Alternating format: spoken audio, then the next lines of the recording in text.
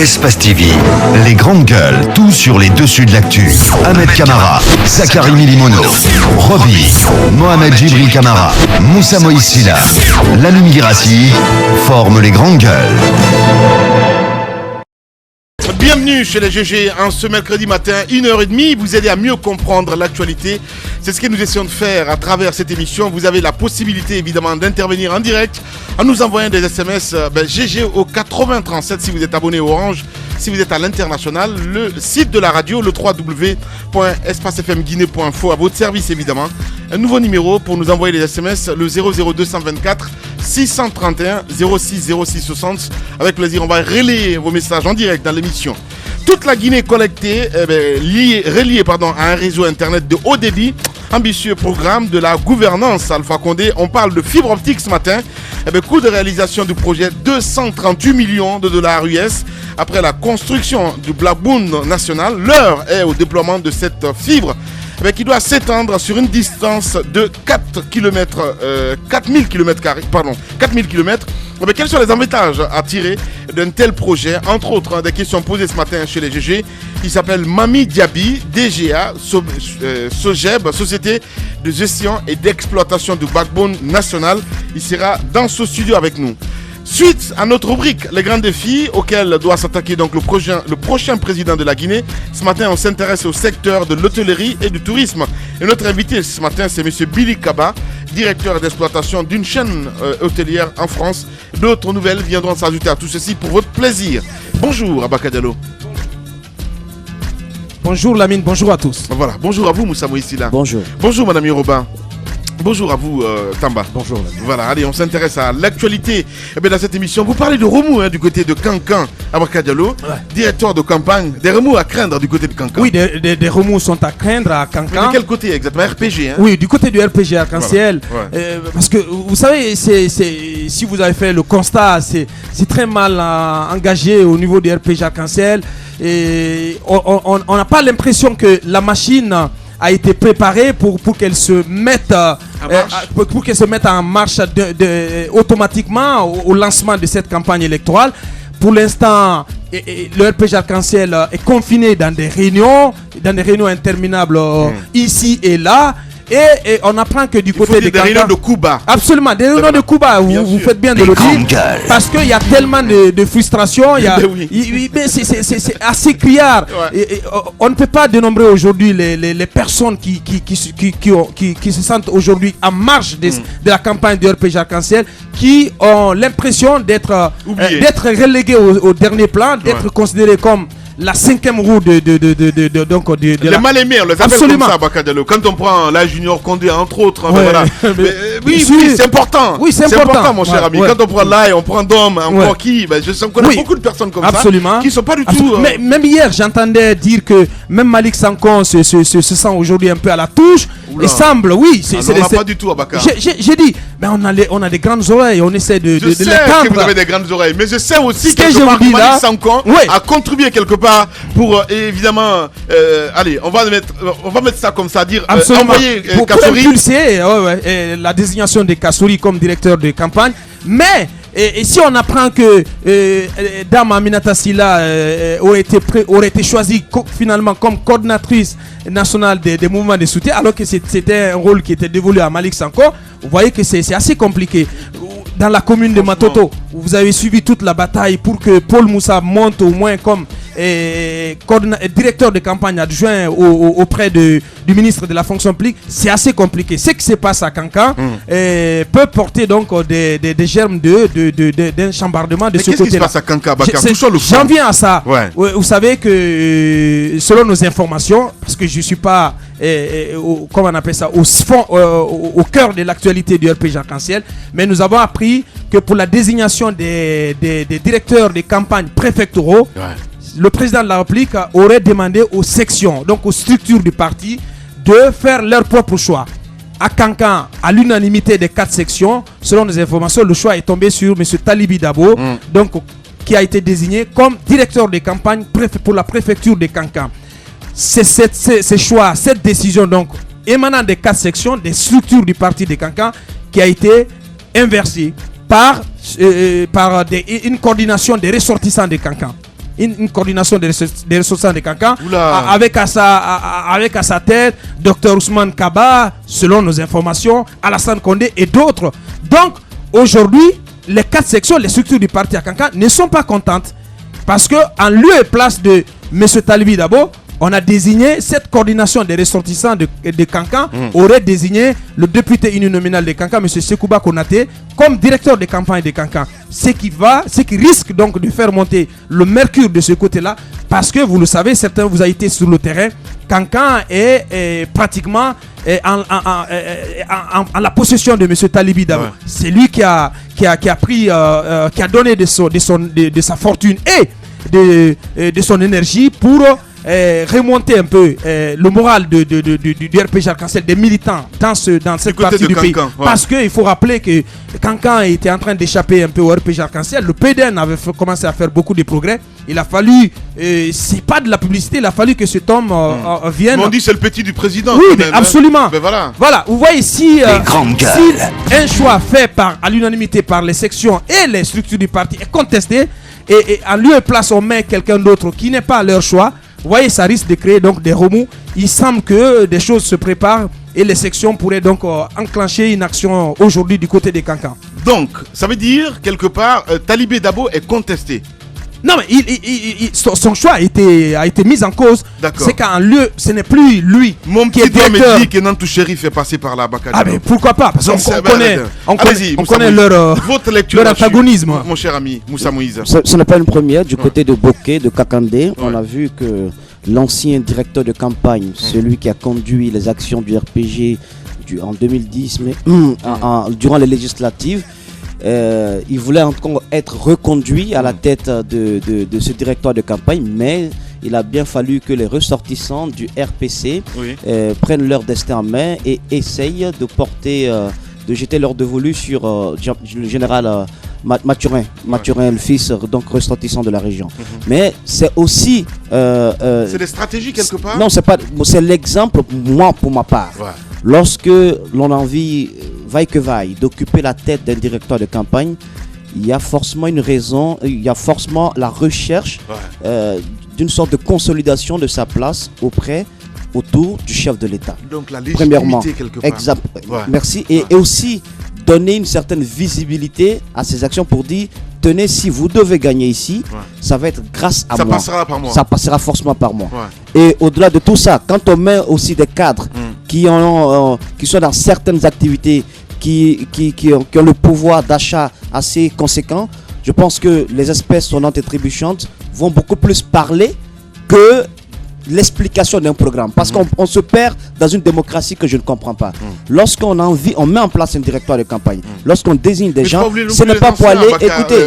Ces anciens ne comptent pas. Moi je peux comprendre ce qui se passe du côté de Kankan. Vous portez un boubou jaune. Il vient d'où? Depuis quand exactement? Lamine Guirassi, vous avez écouté mon prédécesseur dit que Kankan est en train d'échapper au RPG. Il a fallu que le Prométhée entre guillemets Talibi Dabo soit là pour apporter le feu à la couleur jaune. Quand même longtemps qu'elle est militante de RPG. Heureusement que c'est une estimation qu'il fait. Mais ce que j'aimerais dire, lorsqu'on te porte... C'est important, il ne faut pas oublier le passé, mon grand. Le passé, écoute, je pense que lorsqu'on te propulse à la tête d'un directeur de campagne, ton rôle, c'est d'aller vers ceux qui sont dubitatifs, ceux qui ne partagent pas ton idéal, ceux qui n'ont pas compris ce que le professeur Alpha Condé a fait en 5 ans.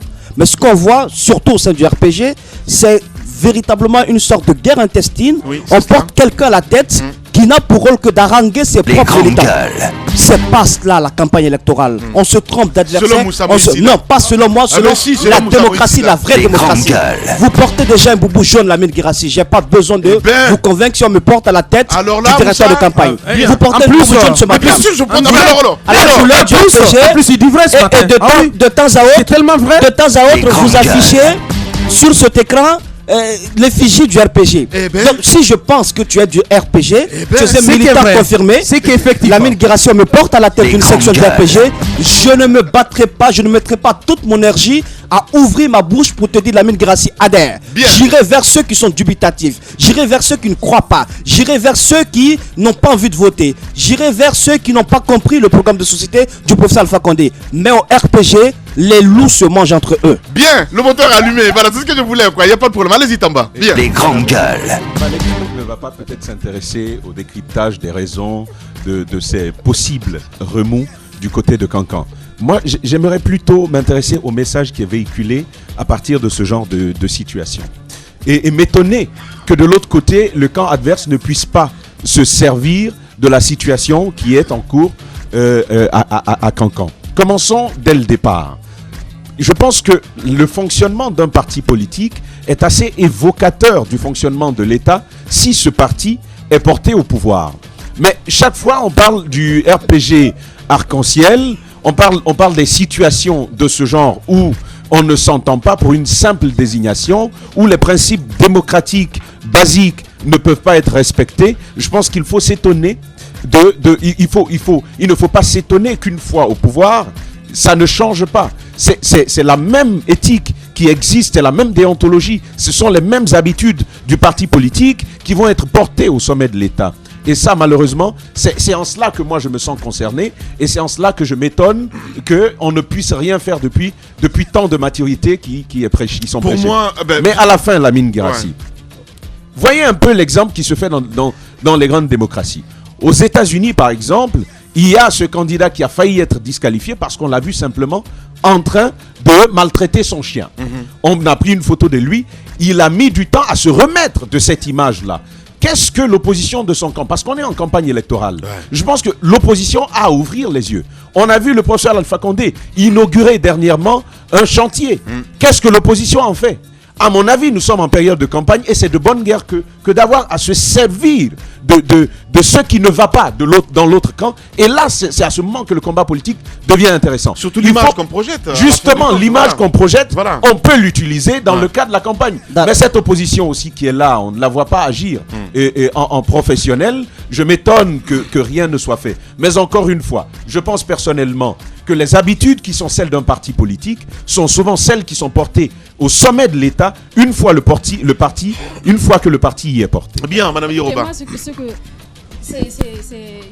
Ces problèmes au sein du RPG, chacun veut avoir de la place. Vous pensez que c'est le moment, en période de campagne, c'est le moment pour chacun de se faire de la place auprès du parti qui est au pouvoir, il faut le rappeler. Mais ce monsieur Dabo dont vous parlez, qui a réussi quand même à relever un peu le RPG du côté de Cancan, vous pensez qu'il l'a fait simplement parce qu'il fait de l'humanitaire ou bien parce qu'il fait c'est pas de la philanthropie. Je pense qu'il a quelque chose à y gagner. Ouais. Et si vous pensez que Madame Nantou Chérif a quelque chose à y avoir là-dedans, je pense que c'est un combat à l'interne. C'est de bonne guerre. C'est de bonne guerre. Chacun veut conserver sa place. Et dans le parti, ça démontre quoi? Les grandes gueules. Il n'y a pas tellement d'harmonie au sein du parti. Mais c'est qui gagne à la fin du compte en fait? C'est ce qui est bizarre dans cette affaire. Justement, les courants se diversifient au sein du RPG. Vous parlez des militants de première heure, vous parlez des nouveaux, de ceux qui viennent d'arriver, des militants de la 25e heure. Je pense qu'il y a une certaine division. Ouais. C'est comme vous l'avez dit, c'est les loups qui se bouffent entre eux. Chacun veut gagner sa part du gâteau, simplement. Moi, je vais vous dire, en fait, parce que si vous semblez penser que c'est de bonnes guerres et que tout cela devrait concourir au même objectif, à l'atteinte du même objectif, c'est-à-dire que le RPG Arc-en-Ciel gagne dans ces circonscriptions, je vous dis qu'il faut faire très attention parce que ces guerres intestines peuvent avoir pour conséquence que le parti n'obtienne pas le résultat escompté partout où il compte le faire. À Cancan, par exemple, si on confie la direction de la campagne préfectorale à quelqu'un qui n'a pas le leadership qu'il faut ou qui n'est pas dans le cœur des militants, et quelqu'un en qui les militants se reconnaissent, qu'on le veuille ou pas, aujourd'hui, Talibi Dabo, c'est quand même l'image, c'est le visage le plus respecté, le plus connu, le plus adulé du RPG Arc-en-Ciel à Cancan. Je pense que vouloir écarter un monsieur comme ça de la direction des choses à Cancan, ça peut se retourner contre le RPG Arc-en-Ciel, ça peut être contre-productif. C'est vrai que c'est un fief. Attendez. Un mot tout de même sur l'autre candidat. Les grandes gueules. Comment tu le trouves? C'est pas une histoire de candidature. Non mais on parle d'une préfecture que je connais très bien. Mais merci. Il s'agit d'une section qui ne partage pas le même point de vue. C'est pas les. Oui, vous m'avez je pas vous ai écouté. Les sections portaient à leur tête Talibi Dabo. Absolument. Mais une partie du RPG préfère une autre. c'est la coordination des ressortissants qui a porté M. Sekouba Konaté. C'est vous dire que c'est le parti des coups bas. Donc finalement, ça peut se retourner contre le parti. Je pense que ce qui peut être favorable au RPG Arc-en-Ciel, malgré toutes les dissensions internes, du côté des Cancans, ce n'est pas forcément vrai pour d'autres circonscriptions comme Matoto ou d'autres communes de Conakry. Un petit mot rapidement, ce qu'on remarque, c'est que cette campagne électorale, elle est morose. On a l'impression que les acteurs politiques sont nonchalants. On a l'impression qu'ils ne sont pas en période électorale. Ce que je remarque, c'est que le seul candidat, aujourd'hui même, qui peut être, à mon avis, placé à la tête du peloton, en tout cas de la campagne électorale, c'est Sidia Touré, qui fait une vraie campagne. Oui, c'est vrai. Une vraie campagne de proximité, qui est à l'intérieur du pays, qui met les moyens qu'il faut, qui a quelques affiches quelque part. Mais les autres leaders, surtout de l'opposition, ne font pas grand-chose. Le parti au pouvoir, au-delà des panneaux, ne fait pas également grand-chose. Est-ce que quand de gros enfants comme ça, des grands enfants, se permettent de jouer à ce jeu de j'y vais, je n'y vais pas, je suis, je ne suis pas, il faut craindre quelque chose, c'est qu'ils préparent quelque chose. Mais on les a à l'œil. Bien. Allez, on s'intéresse à la CENI, mon cher Tamba. Vous nous apprenez le tirage des cartes électorales, donc aurait commencé, mon cher. Oui, un titre qui paraît banal au départ, mais au constat de la réalité, il faut quand même s'inquiéter de la situation. Ce sont pour les villes de Sigiri. En fait, c'est un article de Conakry Actu qui nous a alerté. Et c'est ce qui nous a conduit à appeler le porte-parole même de la CENI qui a finalement confirmé l'information. Pour les villes de Kankan, de Sigiri et de Mandiana, vous savez que ce sont les villes qui font le plus de problèmes, le plus sujettes à discussion pour cette période électorale. Alors, ce qui se passe, c'est que il y a au nombre des éléments de l'accord du 20 août, celui de la consolidation du fichier par un comité d'experts. Au jour d'aujourd'hui, de sources officielles, c'est pour Nzérékoré qui est prêt. Nzérékoré a un fichier désormais nettoyé. Mais on s'étonne que ce ne soit pas... Selon l'opposition. Selon l'opposition et même selon d'autres personnes et qu'on peut entendre... Les grandes gueules. Ce qui peut étonner, c'est que ce ne sont pas les cartes d'électeurs de Nzérékoré qui sont tirées, mais ce qu'on nous apprend, ce sont les listes d'électeurs qui vont déboucher sur l'impression des cartes d'électeurs des régions polémiques, de la région polémique de Kankan, de Sigiri et de Mandiana, qui sont tirées. Aujourd'hui, on se pose donc la question. Pourquoi commencer à faire imprimer des cartes d'électeurs pour une localité où on suspecte un gonflement du nombre d'électeurs, parce que c'est important de dire que c'est une région qui a évolué de 50%. 50% d'électeurs nouveaux se sont ajoutés au fichier électoral de cette localité-là. Et l'opposition suspecte cette région d'avoir procédé à ce gonflement-là. Mais on n'attend pas d'avoir nettoyé le fichier électoral. Pourquoi se permet-on de tirer des cartes d'électeurs? C'est quand même la question qu'il faille se poser. Et encore une fois, on le dit, on parle de cette CENI. Dès que cette information est tombée, l'opposition, d'ailleurs, se réunira aujourd'hui, ce mercredi, en réunion de crise, pour savoir quelle réponse appropriée donner à la CENI dans cette perspective. Il faut craindre. Attendons de voir. Attendons de voir. C'est vrai aussi qu'à la décharge de la CENI, il y a cette question des délais. On est à moins de 20 jours, à moins de 30 jours plutôt de l'élection présidentielle. Il faut comprendre par là que la CENI est tenue par les délais. C'est donc une sorte de course contre la montre qui est engagée au niveau de la CENI. Course contre la montre pour finir. J'ai pas fini, Moussa. Attendez, j'ai dit, c'est vrai qu'on peut noter à la décharge de la CENI cette question de délai. Les délais sont devenus aujourd'hui très rapprochés pour la CENI à J-30. Est-ce que la CENI a le temps d'imprimer les listes électorales, par la suite les cartes d'électeurs et les faire acheminer dans toutes les circonscriptions jusqu'aux coins les plus reculés de la Guinée pour que l'élection se tienne le 11 octobre. Là, c'est une réalité. Mais cela ne doit pas donner le droit à la CENI de faire un travail avant que ce fichier-là ne soit totalement assaini et consolidé. Ce travail est en train d'être fait jusqu'à date. On n'est pas informé que ce travail soit achevé. Je pense qu'il faut attendre que ce travail soit complètement fait pour que la CENI puisse aller à l'impression des cartes d'électeurs. Nous avons interrogé Maître Salif Kébé, qui, si tout va bien, a accepté quand même de venir éclairer la lanterne des auditeurs sur le niveau de préparation de cette élection, en tout cas demain, si tout va bien. Il nous a dit que ce sont les listes électorales pour les régions de Kankan qui sont en train d'être tirées, que c'est cette impression qui va déboucher sur les cartes d'électeurs. Moi, j'ai pas compris en fait la frontière entre l'impression des listes électorales et l'impression des cartes d'électeurs. Je pense que quelque part, la CENI est en train de faire une activité liée aux listes électorales ou aux cartes d'électeurs, une activité qui se mène avant même que le fichier ne soit débarrassé de toutes ces scories. Allez-y, Madame Miro. Et ça, c'est encore une fois mettre la charrue avant les bœufs. Je pense que on ne pourrait pas dire que c'est à la décharge de la CENI parce que le temps file, c'est vrai, mais on ne va pas mettre la charrue avant les bœufs, accélérer les choses pour finalement déboucher sur un mur, ne pas avoir d'issue. Je pense qu'on a signé cet accord juste pour pouvoir sortir de la crise, quel que soit le temps que ça devrait prendre. C'est vrai qu'on ne veut pas on ne veut pas dépasser le 11 octobre, on voudrait que ces élections se tiennent, mais je pense que ce serait raisonnable de respecter en tout cas tous ces accords qui ont été signés, de faire en sorte que toutes les parties soient satisfaites de la chose, même si ce n'est pas à 100%.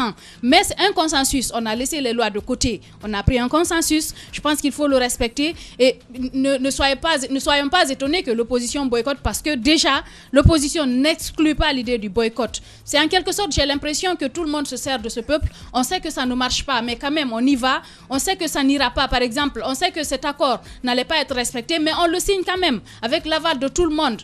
On se joue des gens et à la dernière minute, on ne sait pas, on est dans l'incertitude. Les grandes gueules. On ne sait pas ce que ça va donner par la fin. Et finalement, c'est le peuple qui est dans l'impasse, qui est incertain dans l'avenir. On ne sait pas quel lendemain obtenir après les élections, mais le peuple souhaite quand même un lendemain meilleur. Et ça, c'est entre les mains de ces politiques, tous bords confondus. Et surtout de la CENI. Alors, au dire de Ibn Chambas, il y a quand même des experts, ceux de l'opposition et de la mouvance, conformément à l'accord politique global du 20 août, qui ont commencé à travailler, qui ont eu accès à la base de données, qui ont affirmé qu'ils pouvaient en 30 minutes finir de vérifier le fichier électoral de 6 millions à peu près d'électeurs, parce qu'ils auraient fait ailleurs, ils auraient fait le même travail, le même processus ailleurs, de 100 millions d'électeurs en prenant peut-être 1 heure ou 2 heures de temps. On dit encore d'Ibn Chambas, il y a énormément de progrès. J'aimerais faire un petit comparatif entre ce que la communauté internationale, par la voix de Ibn Chambas, dit et ce qui nous est remonté par l'opposition. Quand il a fait son récent voyage en Guinée, il a affirmé que l'application de l'accord était en bonne voie et que le problème de la CENI était complètement fini. Oui, au niveau du fichier, il ne reste que quelques délégations spéciales à recomposer. Mais je ne comprends pas, soit c'est un dialogue de sourds ou il y a quelque chose qu'on nous cache. Ouais. Mais au niveau des affichages, des listes électorales, je pense que l'affichage, le processus d'affichage permet aussi de vérifier s'il n'y a pas d'anomalie. On a fait un premier affichage déjà, ça a permis aux gens, ça a permis à certaines personnes de vérifier. Le deuxième, si c'est encore un affichage, j'espère que c'est dans le cadre encore de la vérification de cette liste électorale, parce que le dernier rendez-vous, c'est l'impression des cartes. Je pense que la CENI ne peut pas se permettre d'imprimer des cartes d'électeurs en sachant que tout n'a pas été encore clair devant les acteurs politiques. Voilà, bienvenue chez les GG. Les grandes gueules. Tout sur les dessous de l'actu. Ici, l'actu rime avec liberté de ton sur Radio Espace. Sur Radio Espace et sur Espace TV, évidemment, tous les soirs, vous avez accès à cette émission. Merci de nous rejoindre. Dans un instant, on parle fibre optique ce matin. Donc, la nouvelle technologie. Un chiffre à retenir. Plus de 238 millions de dollars US. Donc, ben voilà. On va dire, pour le coût de la réalisation du projet fibre optique en Guinée. On va en parler dans un instant avec monsieur Mami Diaby, DGA, SOGEB, Société de gestion et d'exploitation du backbone national. On va s'intéresser aussi à cette rubrique depuis le début de la semaine, vous avez remarqué. On parle des grands défis auxquels donc doit s'attaquer le prochain président de la Guinée. Et ce matin, on s'intéresse au secteur de l'hôtellerie et du tourisme. Et de ce côté, c'est monsieur Billy Kaba, directeur d'exploitation d'une chaîne hôtelière donc donc du côté de la France, qui va nous rejoindre un peu plus tard dans cette émission Abaka. On va évoluer dans un instant avec la fibre optique. On en parle et on s'intéresse dessus, mon gars. Absolument. Vous savez, le président était récemment du côté de Dubreka pour lancer la phase de déploiement de cette fibre optique, et donc qui va s'étendre sur quand même 4000 km et un réseau qui devrait permettre que la Guinée, toute la Guinée entière soit connectée donc à l'internet haut débit. Mais Monsieur Gabi va être dans ce studio-là d'un moment à l'autre. Absolument. J'ai envie de revenir un petit peu sur cet état de fait, Abaka, parce qu'on nous a menti. On a menti au peuple. C'est très important. Je parle de la TNT, la télévision numérique terrestre. Non, mais je ne peux pas passer à côté de la plaque, quoi, parce qu'ils ont lancé ça en grande pompe du côté de la RTG. On a appelé un moment, nos journalistes sont allés voir Monsieur Condé de ce côté pour essayer de comprendre exactement ce qui se passait. On nous a fait croire que, comme quoi, la TNT est bien effective en Guinée. Ce qui est faux. C'est faux. C'est grave. C'est un dossier sur lequel nous allons revenir, parce que à date il faut dire aux Guinéens que la Guinée donc n'est pas passée de l'analogie au numérique. La transition numérique en Guinée n'est pas donc effective, et ce qui donc peut déboucher sur des conséquences pour notre pays qui va à l'avenir se retrouver seul, parce que la transition numérique est en cours du côté du Mali, du Sénégal et de la Côte d'Ivoire. Quand ça sera achevé dans ces pays-là, la Guinée se retrouvera seule, et les techniciens seront là pour nous expliquer tous les inconvénients que nous allons avoir sous le bras. Mais ce qui est important de dire, c'est que le projet de transition numérique, donc le passage de la Guinée de l'analogie au numérique, a été très mal conduit. On peut même dire que c'est un projet qui a été sabordé. Parce qu'à l'origine, c'était Startem qui était choisi comme opérateur sous la conduite du CNC avec Dame Martine Condé. On se rappelle que Martine Condé a été jusqu'en Chine pour signer un contrat avec Startem et avait obtenu donc un accord de financement de Exim Bank. Et comment comprendre que cette dame, qui est quand même la présidente d'une institution républicaine, qu'elle se soit engagée au nom de l'État pour faire réaliser un projet, pour conduire un projet à bon terme, le projet de transition numérique en Guinée, que son projet soit mis à l'eau, soit sabordé. Et le nom de monsieur Gabi de l'ARPT est passé par là.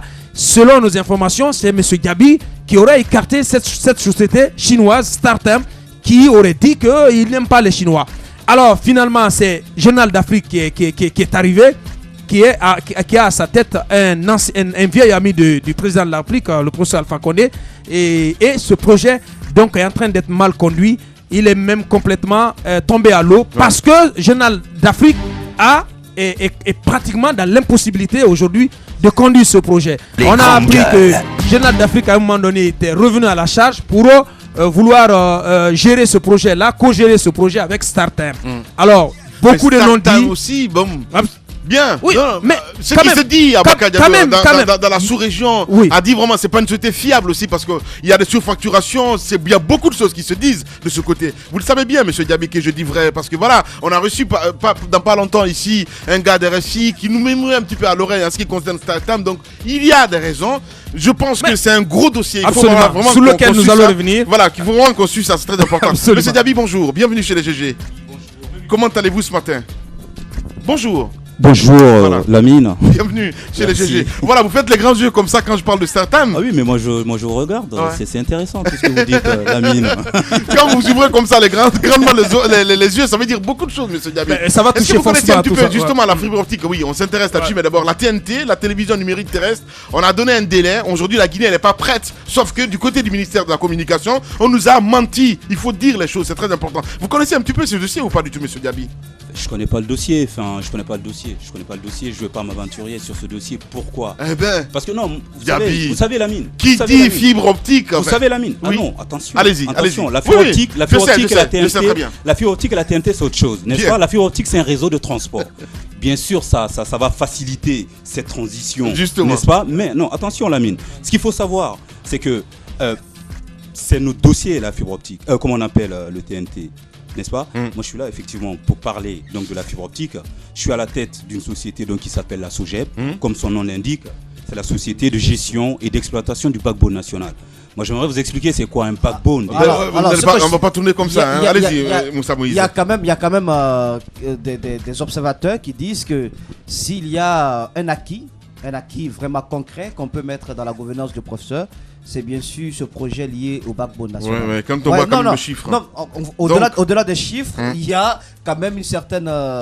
Il y a une réalité qui frappe. Il y a du concret. Ouais. Alors, on a envie de comprendre. Même si ça coûte cher. Oui, ça coûte cher, mais ça nous avait contourné à plusieurs reprises.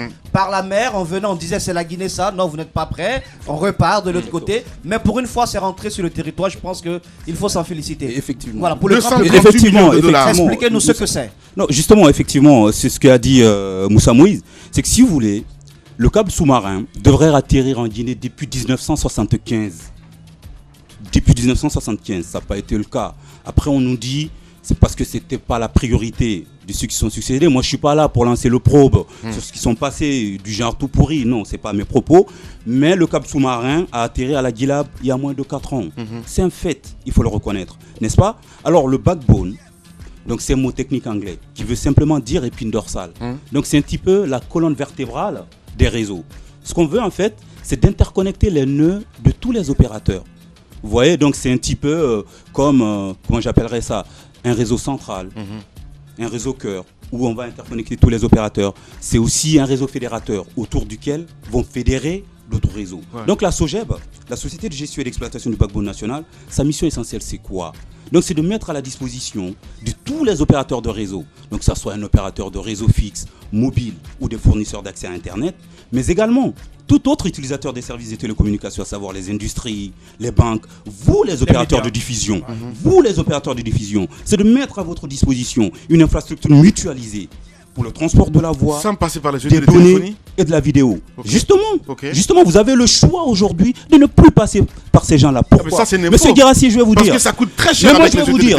Je vais vous dire. Monsieur Guirassi, je termine là-dessus, s'il vous plaît. Moi, je vais vous dire. C'est qu'aujourd'hui, vous faites face à des goulots d'étranglement et des dépenses en termes de communication. N'est-ce pas? Ce que veut faire l'État guinéen, il a été intelligent sur le coup. Parce que vous savez, on pouvait confier cette infrastructure à des privés. Et d'ailleurs, il y a des sociétés nationales, des opérateurs qui voulaient déployer cette infrastructure. Je ne vais pas citer leur nom ici pour ne pas leur faire de la publicité. Mais l'avantage pour vous, c'est quoi? C'est que vous, opérateurs de diffusion, vous allez améliorer votre OPEX et votre CAPEX. Vous voyez, c'est vos dépenses d'investissement de capital, mais aussi vos dépenses d'exploitation. Et ça va vous permettre de réaliser une certaine économie d'échelle qui vous permettra d'investir dans d'autres domaines, dans le contenu, dans des services à valeur ajoutée, c'est-à-dire musique sur demande, vidéo sur demande. Donc, je vous donne un exemple. Est-ce qu'aujourd'hui, vous avez vos antennes relais sur toute l'étendue du territoire national guinéen? Est-ce que Espace est écouté sur toute l'étendue du territoire national aujourd'hui au fin fond du terroir? C'est une question. Ben oui, à travers Internet, évidemment.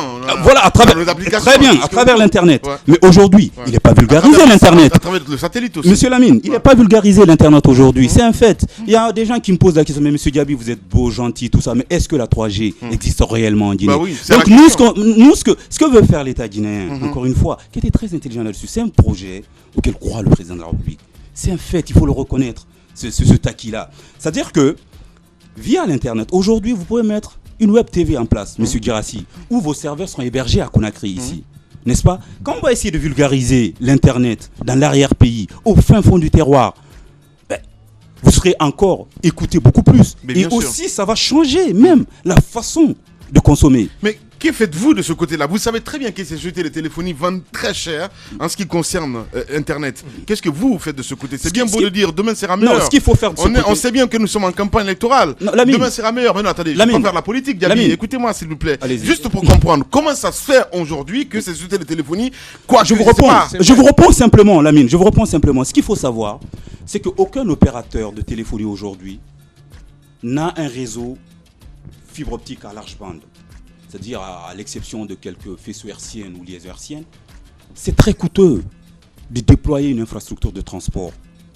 Vous comprenez? Donc l'État guinéen prend les devants. Il dit, moi je déploie une infrastructure de transport que je mettrai à la disposition de tout le monde. Ça va apporter pour les Guinéens, non seulement on va créer de l'emploi, mais aussi ce que ça va apporter pour les Guinéens, c'est en termes de réduction des coûts des télécommunications. Comment? Vous savez, c'est des millions de dollars que dépensent les opérateurs pour mettre en place une infrastructure de transport. Oui. Une fois que l'infrastructure de transport existe, mais je veux dire, c'est systématique, ça va réduire de façon directe et indirecte, ça va avoir un impact direct et indirect sur la réduction des coûts de télécommunications. Et aussi, c'est là où la RPT a tout son rôle à jouer.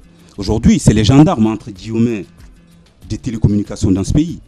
Ils ont révolutionné le secteur. Ils ont fait un travail formidable. Moi, je suis pas là. C'est clair. Non, mais je suis d'accord avec sincèrement, moi, je suis pas là. Moi, je suis pas là pour faire comment on appelle de la fine bouche. Mais il faut reconnaître. Vous savez, quand on veut faire un jugement objectif, il faut faire une comparaison de façon temporelle.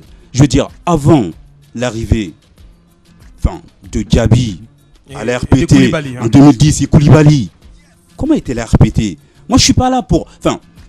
Moi, j'aime bien votre expression, disons les choses. Je ne sais pas si c'est breveté. Alors, disons les choses.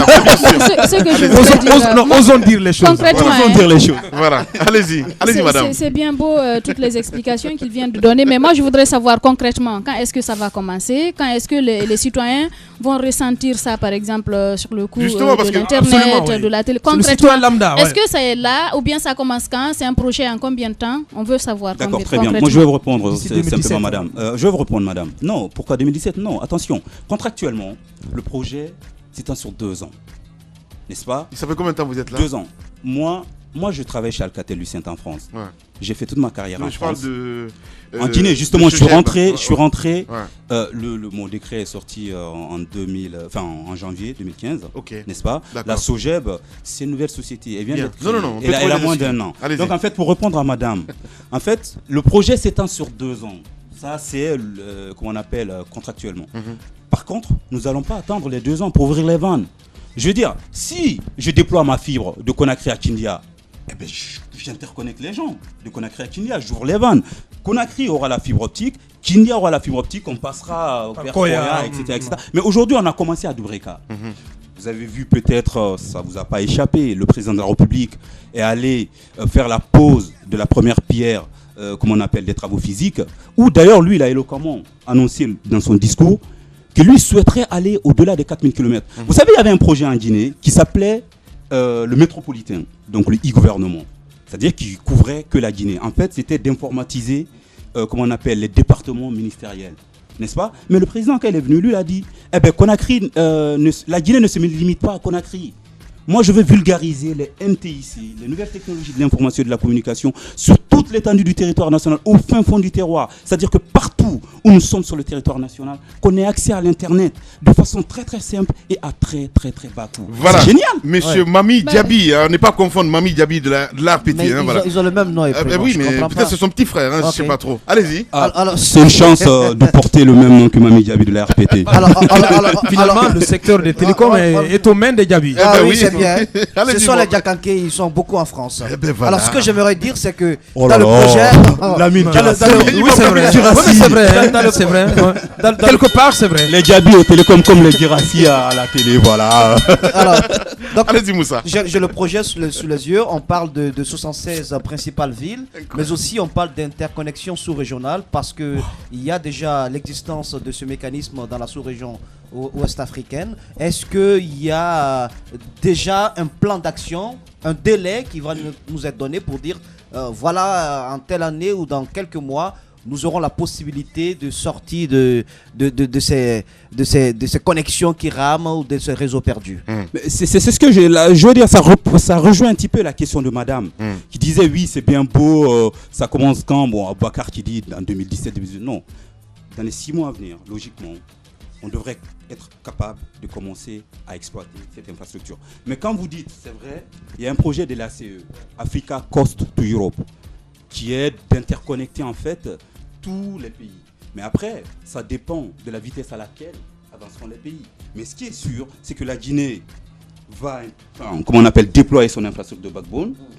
On a un pays qui a plusieurs pays frontaliers. Donc on passera, on fera notre partie. Une fois que les autres pays seront à notre niveau, il suffit juste de tirer un câble et de les interconnecter. Deux questions rapidement. Quel est le rapport entre vous, la Sogeb, et la GILAB, la Guinée de Largemane? Comment vous évoluez? Parce que vous êtes tous sur le même projet. Et pour le citoyen lambda, on ne comprend pas bien quelles sont les limites des compétences des uns et des autres dans ce projet. Et de l'autre côté, c'est au niveau du bâtiment qui abrite la Guinée de Largemane. Et nous y avons fait un tour. Et au-delà du décor bucolique, il y a que c'est un bâtiment qui est en chantier. Et selon nos informations, des gros montants avaient été mobilisés par les opérateurs de téléphonie implantés en Guinée pour réaliser des travaux à ce niveau-là. Et par la suite, un financement de la Banque mondiale aurait été obtenu et qui n'aurait pas été utilisé parce que finalement, la Banque mondiale aurait demandé que le fonds soit restitué. Comment se fait-il que vous installiez ce backbone national, si je m'abuse, dans ces installations qui sont en réalité un chantier? Ah non, attention, Bakar. Le backbone, ce sont des travaux de génie civil. On est sur le terrain. C'est vrai, il y a un lien entre la SOGEB, qui sera la société qui va gérer et exploiter cette infrastructure, et la GILAB. En fait, si vous voulez, la GILAB a atterri le câble sous-marin, ce qui a ouvert une fenêtre de la Guinée aux eaux internationales. N'est-ce pas? Donc, la capacité, elle est là. Elle est stockée quelque part à Kipé. Maintenant, il suffit juste de prendre cette capacité et la dispatcher sur toute l'étendue du territoire national. Et c'est là le rôle de la SOGEB. Donc, en quelque sorte, c'est-à-dire que partout où nous serons sur le territoire national, qu'on ait accès à l'Internet. Et donc, nous, on prendra cette capacité qui dort quelque part à la GILAB et on va la dispatcher sur toute l'étendue du territoire national. Allez-y, Tamba. Alors, moi, je m'intéresse au financement. Je sais qu'il y a un prêt de Exim Bank de la Chine qui va permettre, avec un financement sur le budget national de développement, de réaliser ce projet. Mais dites-nous, en termes d'argent, à la fin, quelles sont les prévisions de rentrée de recettes que vous faites pour la restitution du prêt qui a été consenti? C'est une très belle question, Tamba. Vous savez, quand nous sommes dans un pays à économie fragile comme le nôtre, n'est-ce pas? Vous savez, moi, si le temps le permet, juste une minute. Vous savez, quand il y a eu la crise des subprimes aux États-Unis, qu'est-ce qu'a fait M. Obama? Au-delà d'injecter de l'argent dans les banques où la Fed américaine a baissé le taux directeur, M. Obama a réalisé de gros investissements, n'est-ce pas, dans l'automobile par exemple, où General Motors s'est retrouvé sur le podium des gros constructeurs d'automobiles dans le monde, dans le Michigan. En France, en Europe, on parle de crise. La Grèce, ça va pas. La France est en difficulté. L'Espagne, etc., etc. Il y a une opposition d'idées en France aujourd'hui. L'Allemagne, qui se porte bien, qui est le meilleur élève, pense à l'austérité, la rigueur budgétaire. La France dit, on doit réaliser des investissements. Qu'est-ce qu'a fait l'État guinéen?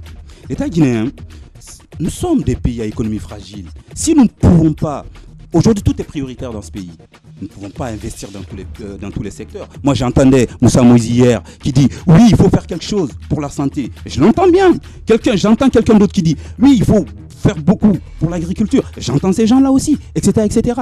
Mais le président de la République s'est dit « Nous allons comme on appelle, si notre pays a tracé sa propre voie pour la reconstruction nationale et a pris conscience qu'une stratégie axée sur la vulgarisation des nouvelles technologies, de l'information et de la communication est peut-être l'une des voies les plus plausibles à emprunter pour créer de l'emploi, avoir une prospérité économique à long terme pour le pays, n'est-ce pas? Et je pense que c'est génial. Donc le financement, c'est 238 millions de dollars, effectivement.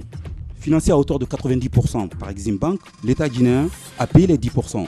Mais ne regardez pas l'investissement, regardez ce qu'il y a derrière comme impact. C'est bien l'impact. Allez, Diaby, on va revenir dans un instant. Il faut qu'on marque une pause. Mesdames et messieurs, on va revenir avec monsieur Mami Diaby. Il faut le rappeler, il est DGA, donc de SOGEB, Société de gestion et d'exploitation de backbone national. On revient dans un instant. 9h, 10h30 sur Radio Espace Guinée. Retrouvez les grandes gueules ou le débat citoyen sur la radio d'opinion. Savoir et comprendre l'actualité.